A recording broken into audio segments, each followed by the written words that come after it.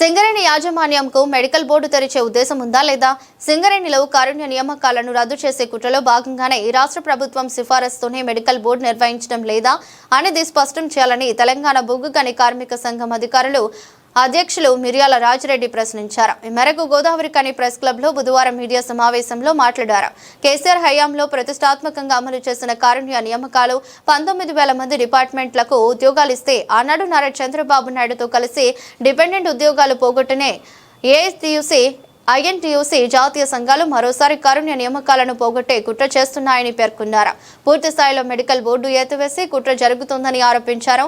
ఇంటర్వ్యూలు మెడికల్ పూర్తయిన డిపెండెంట్లు 400 మందికి వీటీసీలకు పంపడం లేదని పేర్కొన్నారు. సింగరేణి యాజమాన్యం తెలంగాణ రాష్ట్ర ప్రభుత్వం సింగరేణిలో కార్పొరేట్ మెడికల్ బోర్డులో నిర్వహిస్తుందా నిర్వహించదా అనేటువంటిది స్పష్టత ఇవ్వాలని తెలంగాణ బొగ్గు గని కార్మిక సంఘం డిమాండ్ చేస్తూ ఉంది.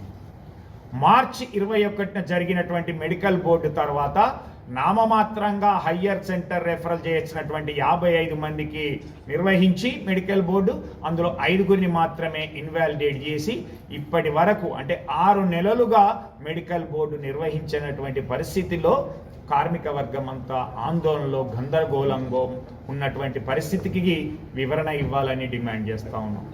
దీంతో పాటుగా 4 నెలలుగా జూన్, జూలై, ఆగస్టు, సెప్టెంబర్ మాసాలలో పంపినటువంటి ఓఎస్ఎల్కు జూలై, ఆగస్టు, సెప్టెంబర్, అక్టోబర్ నెలల్లో ఇవ్వాల్సినటువంటి ఆర్డర్స్ వీటీసీలో ట్రైనింగ్ కోసం ఇవ్వాల్సినటువంటి వాళ్ళు 400కు పైగా వేచిచున్నటువంటి వాళ్లకు ఎప్పుడు ఇస్తారా అని వేచి చూస్తున్నటువంటి కార్మికుల డిపెండెంట్లకు సమాధానం చెప్పాలని కోరుతా ఉన్నాం. అలాగే మెడికల్ బోర్డులో ఇన్వాలిడేట్ అయినటువంటి 10 మందికి పైగా కార్మికులు నేమ్ రిమూవల్ చేసినప్పటికి కూడా విజిలెన్స్ పేరుతో వాళ్లకు నేమ్ రిమూవల్ అయినప్పటికి కూడా ఇంటర్వ్యూలు కండక్ట్ చేయడానికి కారణం ఏంటో వెంటనే వాటిని కూడా కండక్ట్ చేయాలి అనేటువంటి డిమాండ్ చేస్తా ఉన్నాం. అంతేకాకుండా మెడికల్ బోర్డులో ఇన్వాలిడేట్ అయిన తర్వాత కూడా డిస్ప్లే అయిన తర్వాత నేమ్ రిమూవల్ చేయకుండా ఉన్నటువంటి వాళ్ళు విజిలెన్స్ పేరుతో ఎంక్వైరీ చేస్తున్నటువంటి వాళ్ళు కొంతమంది ఉన్నారు. వాళ్ళ పట్ల కూడా స్పష్టత ఇవ్వాలనేటువంటిది.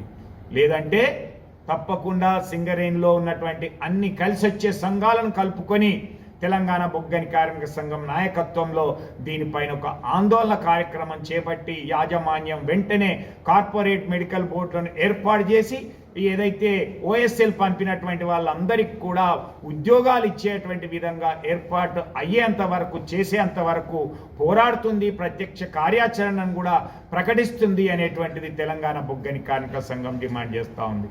అలాగే ఈరోజు కేసీఆర్